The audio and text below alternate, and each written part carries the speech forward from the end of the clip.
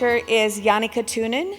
And Joni is a pioneer in physiological analytics and its applications, and he's leading Firstbeat at the cutting edge of heartbeat analytics for wearables. For wearables, fitness devices, well-being services, and professional sports. As of today, Firstbeat Analytics is used by hundreds of elite sports teams, thousands of corporations, and millions of consumers to improve their performance and well-being. Before founding Firstbeat in 2002, Joni has done and published research in the areas of psychophysiology, behavioral medicine, I'm not going to get this word, autonomic nervous system function, and stress qualification. Joni received his PhD from the Department of Psychology at the University of Helsinki in 1999, and now we know how old he is. So please join me in welcoming Joni to the stage.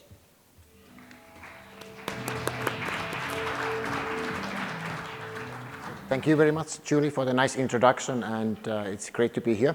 So I'm Joni Kettunen, CEO and co-founder of Firstbeat, and I'm going to speak about whether wearables are getting smarter. And I hope I get to answer at least partly that question during my presentation. So about our background from which I'm speaking, so we have been pioneering the physiological analytics for many years already. And one of the important places of collecting understanding and information on how to use wearable data is elite sports, where we power more than 1,000 teams around the world. And we have also extensive knowledge on working with different wearables and for many years, and there's more than 100 wearables out there with our analytics, and we are obviously still learning on how to make even better products. And one area where we have specifically developed knowledge on health promotion has been employee wellness. That's mainly in Northern Europe and UK, but it's an important case of using wearable data as a part of our health coaching services. So our background and the ground is in the combination of life sciences with software. So it's software, but the idea is, and the goal is to model and understand, according to physiological laws, what's happening in the body. So it's a combination. And as a result, we get the digital simulation model of users' physiology. But that's been developed, and as a background, there are experts in physiology, in mathematics, physics, and algorithmic software. So it's a combination of multidisciplinary sciences to come up with something that goes according to physiological laws. And this development is being fed by, we have done more than 100 clinical trials, laboratory studies. There's more thousands of laboratory measurements to feed that, and also we use the data from elite sports and employee wellness services to feed back into our R&D. So data is very important, validations are important, and then you see how it works, and then you improve, and this is how it goes. And this is how any approach using a physiological data should go, to come up with something that's reliable and valid, and also promotes good user experience. We also collaborate with a lot of research institutes around the world, and we are research-based ourselves, so it's natural to work with them. And also, as a result of this, there's more than 200 different peer-reviewed publications using our technology methods or validations of the methods. So getting to the applications, but then first, what is the stack and the engine that we use as a part of different applications? So basically, we are modeling different physiological signals, like heartbeat is one of the key, and it starts with understanding what's the quality of the signal, making sure, because if if you know, it's crap in, crap out, so it's very important to understand what's the quality of the signal that we take into model. And then, let me see, yeah. Then we come to in the next higher level of the stack, we come to detect what kind of physiological features we can identify from the model, and then we go into actual core physiological simulations, and the next layer is that we make a complete image of your physiology. And only after that you can provide personalized advice once you know what's happening in the body. And then in a higher level of the stack, it's scaling and making the data available for human consumable form. And then these are some of the outputs of this engine, which all of this you can find in current consumer products out in the market. by different brands.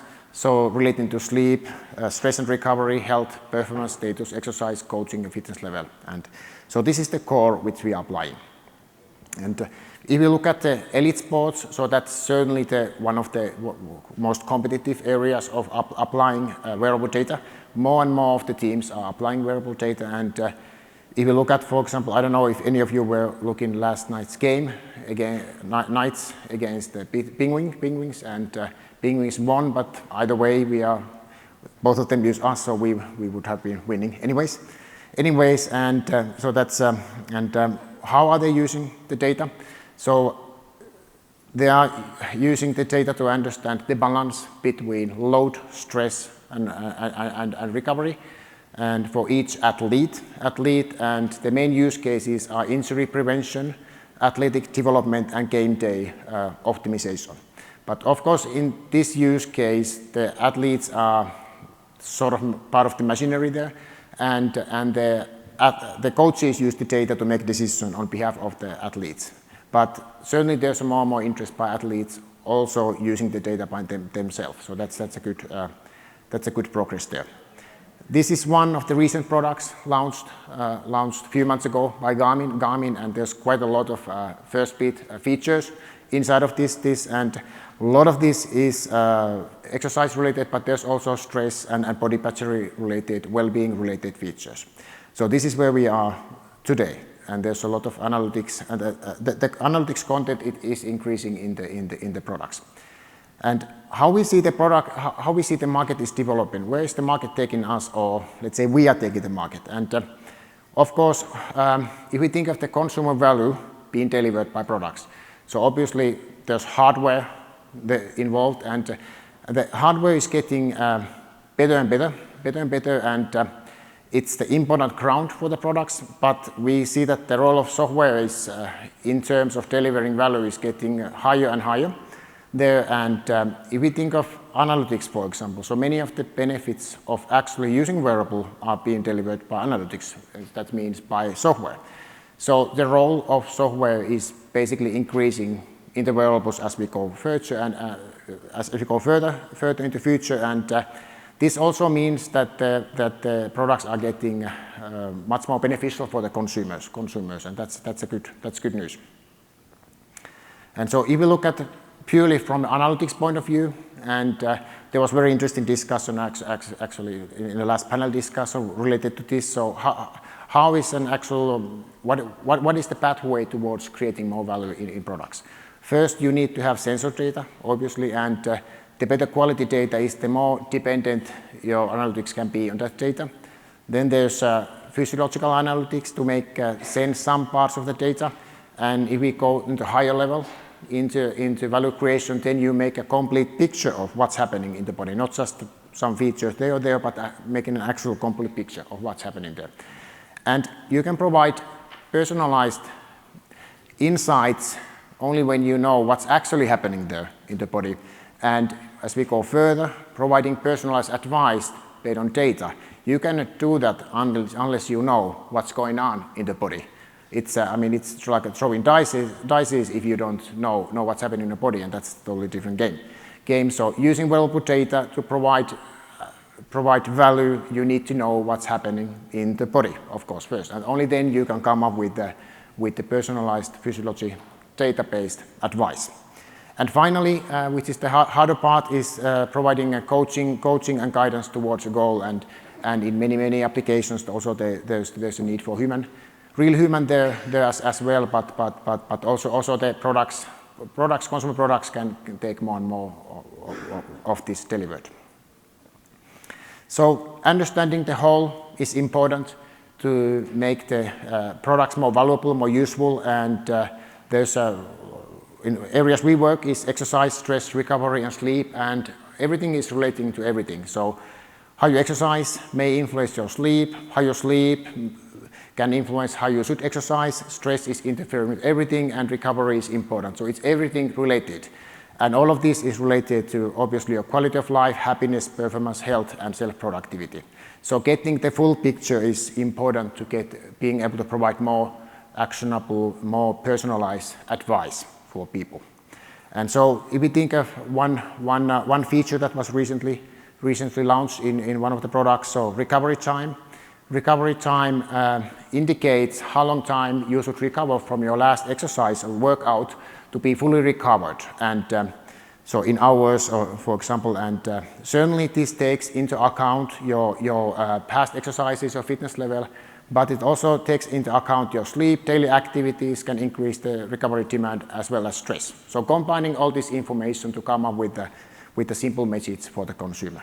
And lifestyle, health, that's very important part of our health. So it's been estimated that about 40% of our health is accountable to lifestyle choices, sleep, exercise, stress, as an example. And we have done quite a lot of work recently in the sleep domain. For example, we can provide one unified sleep score which includes and combines all different informations on your sleep. Also, we can provide during the day feedback on how you should prepare for better sleep, how the sleep demand is developing, and obviously we have all the data to back that up, all the details, but it's really important to come up with the understandable, conclusive information on what to do to improve your sleep.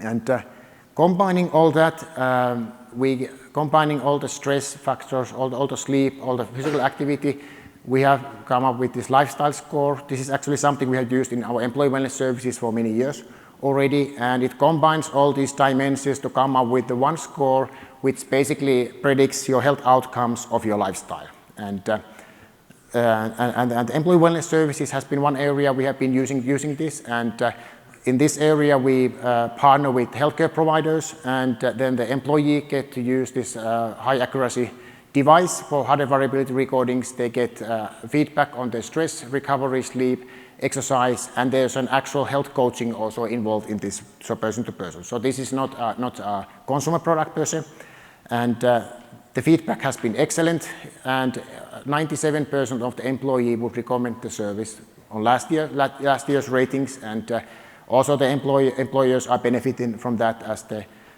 in terms of improved well-being, and there's ratings of higher work efficiency based on this, as well as some pilots showing that there's been significant decrease in sick days.